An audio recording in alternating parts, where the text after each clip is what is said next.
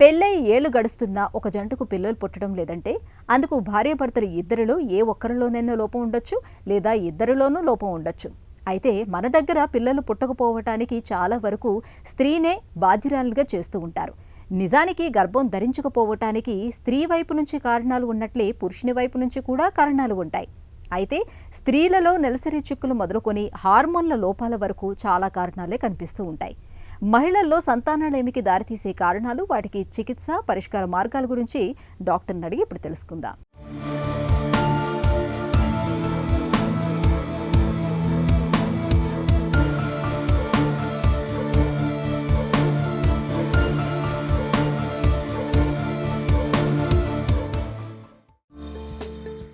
సంతాన రాహిత్యం అని ఎప్పుడు చెప్తారు? మనం సాధారణంగా ఒక సంవత్సరం పాటు సాధారణ లైంగిక జీవనం గడుపుతూ ఏ విధమైన గర్భనిరోధక మార్గాలు ఎంచుకోకుండా కలిసి ఉన్నా కూడా మనకి గర్భిణీ రాకపోతే, దాన్ని సంతానోత్పత్తి లేకపోతే దాన్ని మనం ఇన్ఫర్టిలిటీ కింద పరిగణిస్తాము. బట్ ఇది అన్ని కేసుల్లోనూ కావాలని లేదండి. మనం ఒకవేళ పేషెంట్ అంటే లేడీ ఏజ్ మనకి చాలా ఇంపార్టెంట్. ఎందుకంటే 35 ఏళ్ళు దాటిన తర్వాత మనం సంవత్సరం పాటు వెయిట్ చేయము, 6 నెలలకే మనం ట్రీట్మెంట్ మొదలు పెడతాం. అదే మగవారికి వస్తే ఈ ప్రీవియస్ హిస్టరీ అది ఏమన్నా ఉన్నా, వీర్యకణాలు కౌంట్ తక్కువ ఉన్నా కూడా కొంచెం ముందుగానే ట్రీట్మెంట్ మొదలు పెడతాం. పిల్లలు పుట్టకపోవటానికి స్త్రీలో సాధారణంగా కనిపించే కారణాలేంటి? స్త్రీలలో నెలకి ఒకటి అండం విడుదలవుతుంది. అది యూజువల్గా మనకి 12వ రోజు నుంచి 14 రోజుల విడుదలవుతుంది. ఆ అండం విడుదలైన తర్వాత 48 గంటల్లో అది గొట్టాల ద్వారా ఫెలోపియన్ ట్యూబ్స్ అంటాం, అక్కడికి చేరుకుంటుంది. ఈ లోపల భార్యాభర్తలు కలిసి సమాగం చేసినప్పుడు వీర్యకణాలు గర్భసంచి ద్వారా అండాశయానికి వెళ్ళి అక్కడ ఫలదీకరణ అనేది జరుగుతుంది. ఆ ఫలదీకరణ జరిగిన 48 గంటలకి అది మనం పిండం కింద డెవలప్ అయ్యి అది గర్భసంచిలోకి వచ్చి అది మనకి ప్రెగ్నెన్సీ కింద కన్ఫర్మ్ అవుతుంది. ఇప్పుడు మనం కాజెస్ చూసుకునేటప్పటికి అండాశయాల్లో గుడ్లు లేకపోయినా, లేకపోతే ఉండి కూడా విడుదల అవ్వకపోయినా, ఒక్కొక్కసారి మనకి ఫెలోపియన్ ట్యూబ్స్ ఏమన్నా వంపు ఉన్నా, లేకపోతే మూసుకుపోయినా, అంటే బైబర్త్తోనే ఏమన్నా మనకి మూసుకుపోయినా, లేకపోతే కంజెనిటల్ అనామలీస్ అంట అది ఏమన్నా ఉన్నా కూడా మనకి ప్రెగ్నెన్సీ వచ్చే అవకాశం తక్కువ. అంతేకాకుండా గర్భిణీ వచ్చే గర్భసంచిలో కణితులు ఉన్నా, లేకపోతే సిస్టులు అంటాం, ఆ సిస్టులు ఏమన్నా వచ్చినా, ఫైబ్రాయిడ్స్ ఉన్నా కూడా ప్రెగ్నెన్సీ వచ్చే అవకాశం తక్కువగా ఉంటుంది. అలాగే ముఖద్వారం దగ్గరని మనం సర్విక్స్ అంటాం, భార్యాభర్తలు కలిసినప్పుడు వీర్యం అక్కడే వదులుతారు. అక్కడ ఏమన్నా ఎరోజన్ కానీ ఇన్ఫెక్షన్ ఉంటే ఈ ఇన్ఫెక్షన్ వలన వీర్యకణాలు లోపలికి వెళ్లకుండా అడ్డుకుంటాయి. సంతాన రాహిత్యం ఉన్నప్పుడు మహిళలకు ఎలాంటి పరీక్షలు చేస్తారు?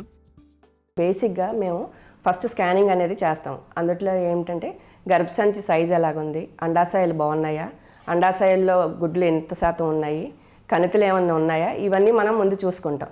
తర్వాత వచ్చేటప్పటికి హార్మోనల్ టెస్ట్లు అనేవి చేసుకుంటాం. ఎందుకంటే థైరాయిడ్, ప్రోలాక్టిన్ అనేవి మనకి చాలా ఇంపార్టెంట్. దీనివల్ల ఏంటంటే అండం క్వాలిటీ పెరుగుతుంది. సో ఈ అన్ని సమాన నిష్పత్తిలో ఉన్నాయా లేదా అనేది కూడా మనం దీంట్లో చూసుకుంటాం. ఇది ఒకటే కాకుండా ట్యూబ్స్ అనేది మనకి స్కానింగ్లో కానీ లేకపోతే మామూలుగా కానీ కనిపించవండి. దానికి మనం ట్యూబ్ టెస్ట్ అనేది చేసుకుంటాం. ఆ ట్యూబ్ ఓపెన్ ఉందా లేకపోతే క్లోజ్ అయి ఉందా అనేది చూసుకుని దాన్ని బట్టి మనం దేనివల్ల ట్రీట్మెంట్కి మనం సక్సెస్ అవుతాం అనేది మేము ముందు కనిపెడతాం అన్నమాట. సంతాన సాఫల్యత కోసం స్త్రీలలో చికిత్స ఎలా ఉంటుంది?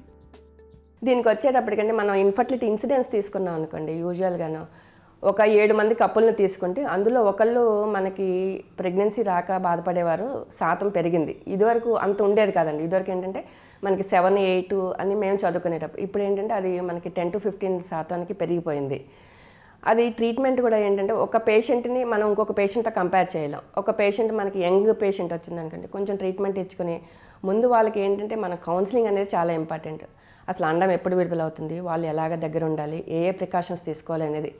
కొన్ని కేసెస్ 10 to 15% కేసెస్ మనం వాళ్ళ కౌన్సిలింగ్ ద్వారానే వాళ్ళకి ప్రెగ్నెన్సీ వచ్చే అవకాశం ఉంటుంది. కొంతమందికి ఏంటంటే అండం విడుదల అవ్వదు. అది మనం యూజువల్గా 12వ రోజున స్కానింగ్ చేసి అండం తయారైందా, గర్భసంచి పొర బాగుందా, ఇవన్నీ చూసుకోండి.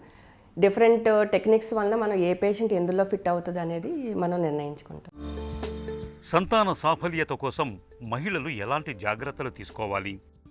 సంతాన సాఫల్యం కోసం మనం చేయాల్సింది ఏంటంటే ముందు బ్యాలెన్స్డ్ డైట్ అనేది చాలా ఇంపార్టెంట్ అండి. బ్యాలెన్స్డ్ డైట్ తీసుకోవాల్సి ఉంటుంది.